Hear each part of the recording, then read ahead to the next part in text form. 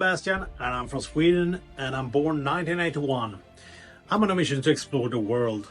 I've been into different kinds of motorsports. I'm ex-motocross, ex-enduro, ex-stand-up jet ski, runabout, and currently doing snowmobiling. That's what I do wintertime. And maybe I do some stand-up jet ski this year. I don't used to compete much. I'm not a racer. I've always been more of a free rider. But now I need to explore the world. I'm in midlife, I got a lot of time. I'm not financially free, so I have to deploy my resources wisely to get the most bang off the buck, so to speak. My strength is that I can take whatever piece of shit that rolls and just ride it. And I've been to 18 countries the last year, and you want adventure. It breaks down sometimes and you gotta fix things, but you don't want to go the safest road. You want adventure. That's all you want. That's what you remember. So take whatever shit you have and just go. All right, I'm leaving. It's a good sky, blue sky, good weather.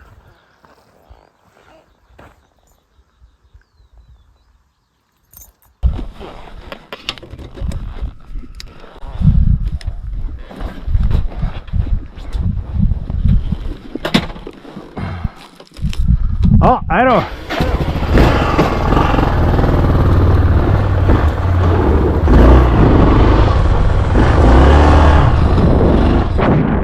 I prefer to ride with buddies, but very often I have to go alone because they don't have as much time as I have, and that's okay. You get another trip that way. You speak a lot more with the native people wherever you are.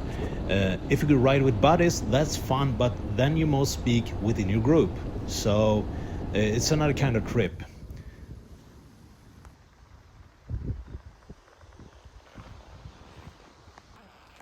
My Yamaha 600 XT. It's greasy as usual. Leaks oil somewhere. I don't know really where. But it doesn't really matter, because I can feel it. And it's lubricates my chain. The chain used to hold a very long time in this machine because it's so lubricated. So that's a good thing. It's easier to fill the oil tank than it is to lubricate the chain itself. So I'm not complaining. I found some railroad here, and it's very narrow. I don't think it's been in use for like 50 years or something. It must be some local, because I've never seen anything like it before. I need to find some coffee too. I'm not drinking coffee since I left at home this morning. It's not okay. So I need to find that, and I got to deviate from the gravel road soon and find some tarmac, because I'm also running out of time. I can't stay on the gravel roads too long. But the motorcycle runs good. 10 minutes ago I was very nearly, you see the gravel roads, so much loose gravel on it. Almost fell like 2 kilometers away from here in front of a house. But I try to stay very calm when I come to houses, but you can be surprised. You try to go slow and respect people, but when it are roads like this, you just give it full throttle. You have to do it full throttle on this machine. I just have 3 more hours to the ferry, and it's running out of time, so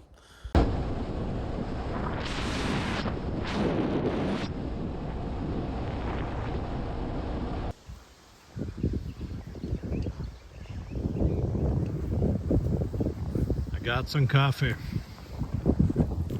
You need to take a break sometimes, and if you find a nice spot like this, I find a camping in the southern Sweden next to a lake, and I found out I was in good time for the ferry, so I decided to take a stop and just take a break, take something to eat and my coffee, because I really needed that one. I was supposed to do as much Trans-Euro Trail as possible on this trip, But the way from my home to the ferry, I was a little bit in a hurry, and also the transfer trail doesn't take me to the ferry. So now I'm entering the ferry, and you see how big this is. It's big outside, but inside feels even bigger. And it's always a good feeling to go to the ferry and board it, because that means you're traveling somewhere fun. Oh, and one more thing. You're gonna see a lot of shitty YouTube videos from me in the beginning, because I'm not an amateur, I'm a beginner. I don't used to take a lot of footage just to put into a video and edit it, so I'm gonna be better and better and better, but it's gonna take a while, so just hang in there. Okay. Now it's time to grab a beer. Something to eat. Thank you.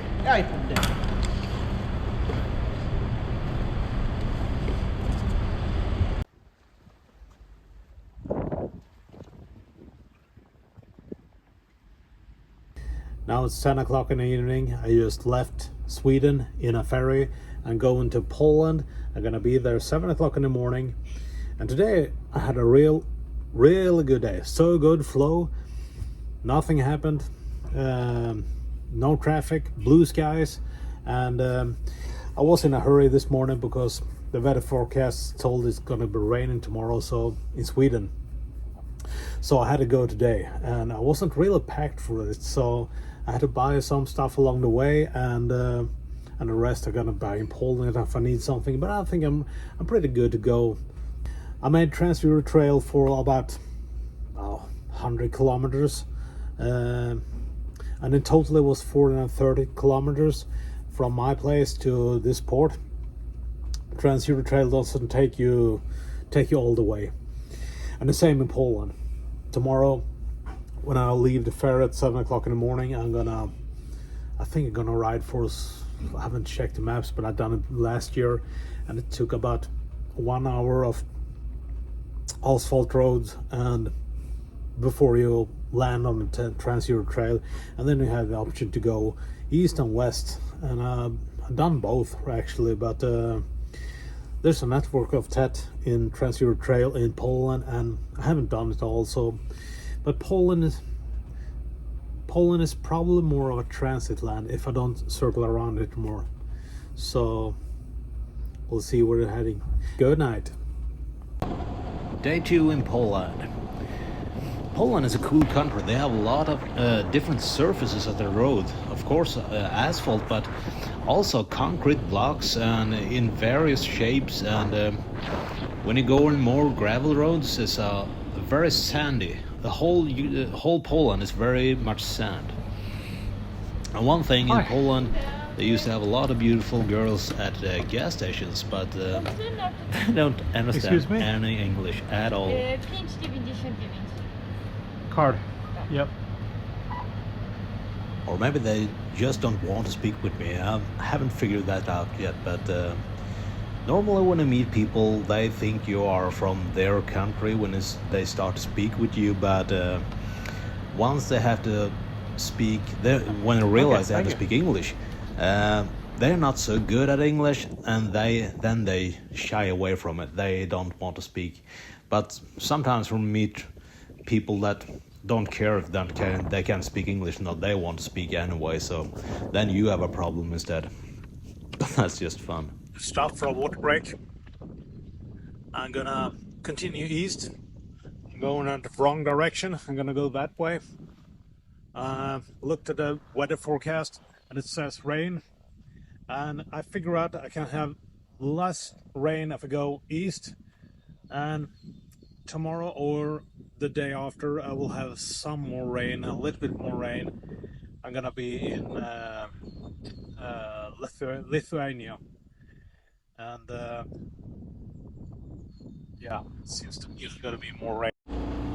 This is the Trans-Euro Trail, and it's so beautiful. You see how green and lush it is, and the surface is good. It's a little bit slippery because it's sandy. It's more sandy than it looks, but it's still pretty hard, so it's really nice to ride. But I don't know how many times I missed to I took the wrong direction. I have to turn around. When you enjoy the ride, you don't look so much at the map. You just go, but just keep an eye at sometimes, and you see if you're wrong or not. Just heard some thunder here, and you notice when you ride, bad weather is coming in, and sometimes winds really picking up around these clouds.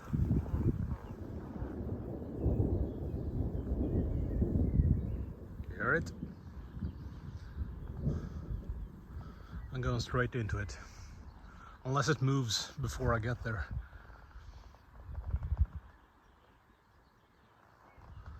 But still, blue skies here. And it's warm. I stand in the shade and eat sausage. That's a good break. I forgot to bring some coffee I can make for myself. But I stop and refuel 2 or 3 times per day. Most often you can find coffee there. Or thunder. Yeah. Better get these rain suits easily available.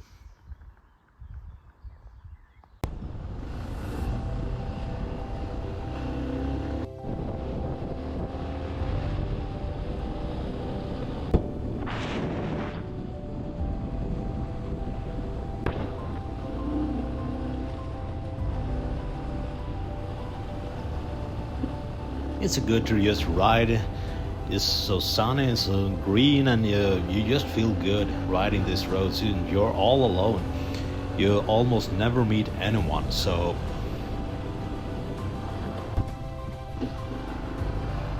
there was a thunder cloud before me, and it just dropped a lot of rain.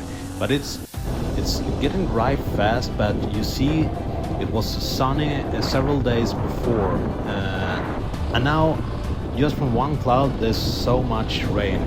So I missed it, and I'm very happy about it, because it's not that fun riding rain. And finally I gotta get some coffee here, and yeah, I really needed that one.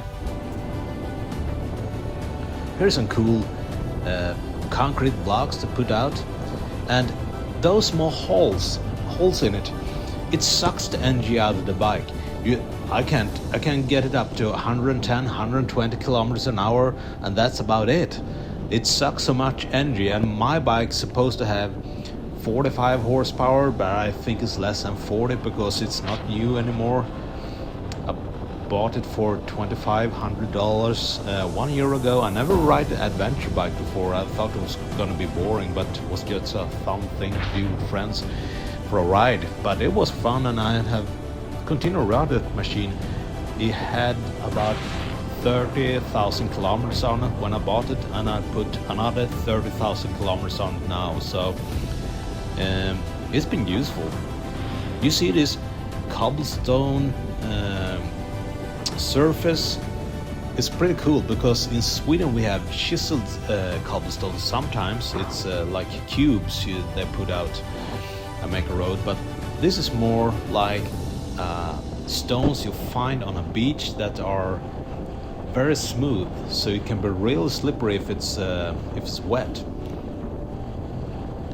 And these so long roads with trees is just beautiful, and there's so much farmlands and these long roads.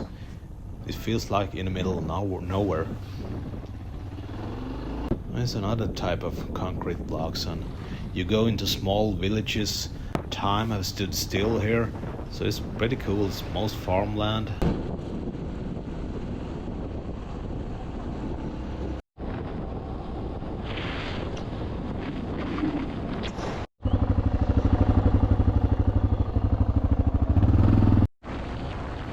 I've never ridden any more shaky asphalt roads. It's so much repairs on it. It shakes a lot. I have to stand up, and I'm riding an off-road machine. I had to hold my phone so it doesn't come off the rack. So when it rained on these farm roads, they got really slippery. You're not riding a dirt bike, and nor do you have dirt bike tires. This bike is light, but it's still got a fat ass in comparison to a dirt bike. I used to fall several times a day. If you're doing grasslands or mud. Sand is okay. Mud, you don't have traction. You're sliding around. I found a graveyard in the forest. Seems to be really old. It's beautiful. Seems peaceful.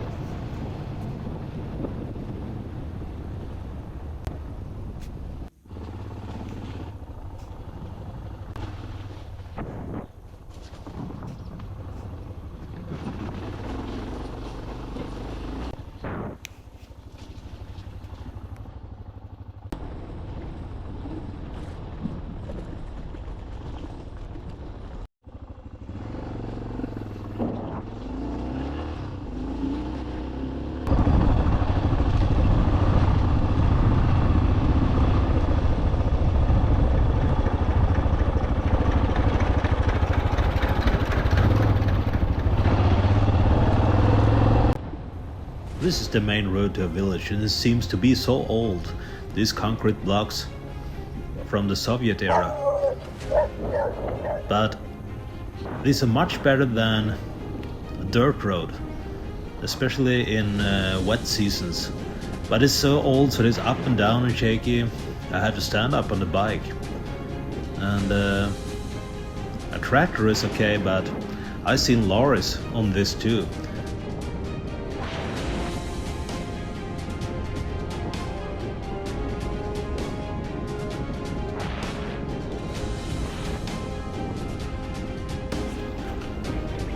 It started to get late, and I booked an hotel room 1 hour ahead of me, so I just had to go there, so I can speed up. There's no one here on the road, so it's a good speed up, and you have a target for tonight. But you should be a little bit aware, because someone can show up. MiG-21, that's a really cool airplane. Built by the Russians in the 50s and still in service until today in India and Croatia 2024. So cheap to build, mass produced, nimble, doing Mach 2. It's a good platform. You just strap on a advanced weapon system on it and just use it.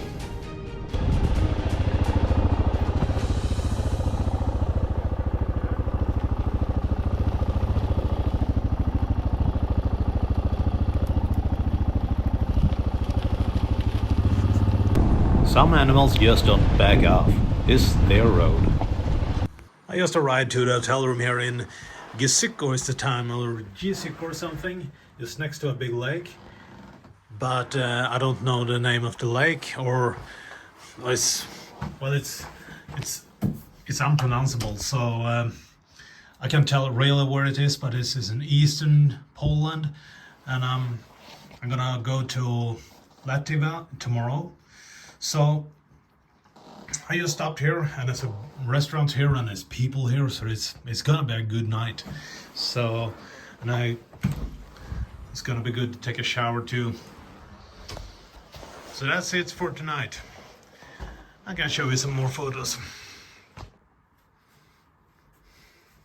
Difficult to make the shirt be straight. Okay. That's good enough.